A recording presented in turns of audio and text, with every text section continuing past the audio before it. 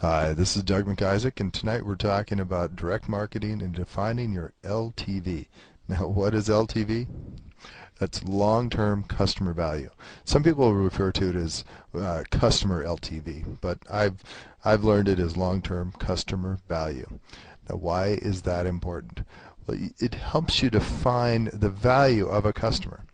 Also helps you work on figuring out how much you can spend on your acquisition costs to get each customer.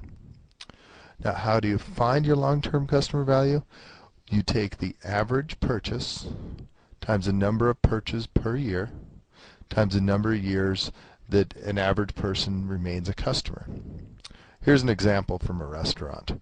If a dinner's $35 and a diner comes in 12 times a year, on average, and for an average the number of years a customer remains is 5 years. That'd be 35 times 12 times 5, so that'd be $2,100. Now this is a gross number, and in some industries and some people that have better records can do a profit number, and that's normally how I do it, but I figured this would be a good way to start for everybody since we're right at the beginning of things. Now, how do you use it? Well, I mentioned customer acquisition before.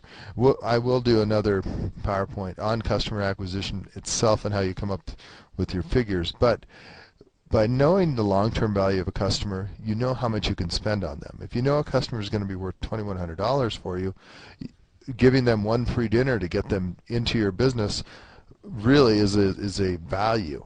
So that's one of the things that we learned from this. We also can use it for employee training. Now, an employee who understands that their interaction with a customer is a lot more than just that single sale, it'll open their eyes. I've used that a lot with customers, clients of mine with their employees. It really opens their employees' eyes when they aren't just looking at that person for that single sale. In a restaurant example, it's not just that one dinner. Geez, it's 5 years worth of dinners. It's $2,000 that you could be costing me if you're sending that person out here unhappy. And that's not counting, the number of people they tell.